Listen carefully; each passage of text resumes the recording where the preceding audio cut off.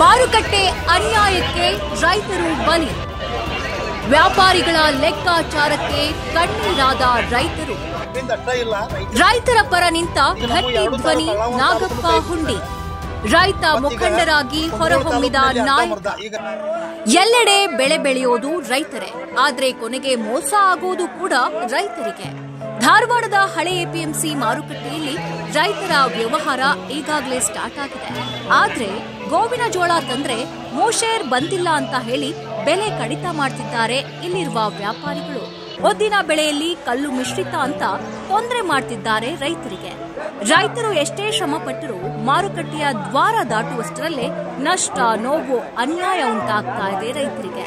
Sample ಕಾಳು ತೋರಿಸುವಾಗ ಸರಿ ಎನ್ನುವ ವ್ಯಾಪಾರಿಗಳು ಗಾಡಿ ಲೋಡ್ ಮಾಡಿಕೊಂಡು ಬಂದ್ಮೇಲೆ ಇವು ಹಸಿ ಇವೆ, ಕಾಳು ಕೆಟ್ಟಿದೆ ಅಂತ ತಿರಸ್ಕಾರ ಮಾಡ್ತಿದ್ದಾರೆ. ಹೀಗೆ ರೈತರನ್ನ ವ್ಯಾಪಾರಸ್ಥರು ಹಿಂಡಿ ಹಿಪ್ಪೆಯಾಗಿಸಿದ್ದಾರೆ. ರೈತರು ಬದುಕೋದು ದೊಡ್ಡ ಪ್ರಶ್ನೆಯಾಗಿದೆ. ರೈತರ ಪರ ನಿಂತು ನಿಜವಾದ ಧ್ವನಿ ಎತ್ತಿದವರು ರೈತ ಮುಖಂಡ ನಾಗಪ್ಪ ಹುಂಡಿ. ರೈತರ ಜೀವನಾಡಿಯಾಗಿ ಅವರ ಪರ ಹೋರಾಡ್ತಾ ಬಂದಿದ್ದಾರೆ. ಈ ನಾಯಕ ಮಾರುಕಟ್ಟೆಯ ಅನ್ಯಾಯದ ವಿರುದ್ಧ ಧ್ವನಿ ಎತ್ತೋ ಸಮಯ ಬಂದಿದೆ.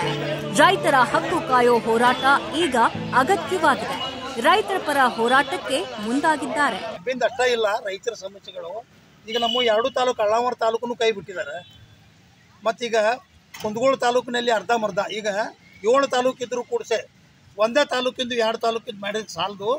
ಈಗ ಯೋಗ್ಯ ಬೆಲೆ ಅಂತಂದ್ರೆ ಮೇನ್ ಇರೋದು ಕಬ್ಬಿಂದು ಎಲ್ಲ ಹಾಳಾಗಿ ಹೋಗೈತಿ. ಇವು ಎಲ್ಲ ಬೆಳೆಗಳು ಹಾಳಾಗಿ ಹೋಗಿದವು. ಅದು ಕಬ್ಬು ಒಂದೇ ಈಗ ರೈತಗೆ ಇರುವಂಥದ್ದು ಒಂದು ವಿಚಾರ. ಈಗ 3,400 500 ಅಂತ ಹೇಳ್ಕಾರ ನಾವು ಸರ್ಕಾರಕ್ಕೆ ಒತ್ತಡ ಇರ್ತೀವಿ. ಬೆಳಗಾವಿಯಲ್ಲಿ ನಡೀತಕ್ಕಂಥ ರೈತ ಸಮಾವೇಶಕ್ಕೆ ನಾವು ಹೋಗ್ತೀವಿ. ಅದನ್ನು ಆದಷ್ಟು ಬೇಗ ಇನ್ನು ತೀವ್ರವಾಗೋದಕ್ಕಿಂತ ಮೊದಲೇ ಇದನ್ನು ಬೆಳೆ ನಿಗದಿ ಮಾಡ್ಕಾರ ರೈತರ ಸಂಕಟಕ್ಕೆ ಪಾತ್ರ ಆಗ್ಬೇಕಂತ ಹೇಳ್ಕಾರ ನಾನು ಸರ್ಕಾರಕ್ಕೆ ಎಚ್ಚರಿಕೆ ಕೊಡೋಣ. ವರದಿ ಕೆಂಚಪ್ಪ ಮುಮ್ಮಿಗಟ್ಟಿ, ಶ್ರೀನಿಧಿ ನ್ಯೂಸ್, ಧಾರವಾಡ.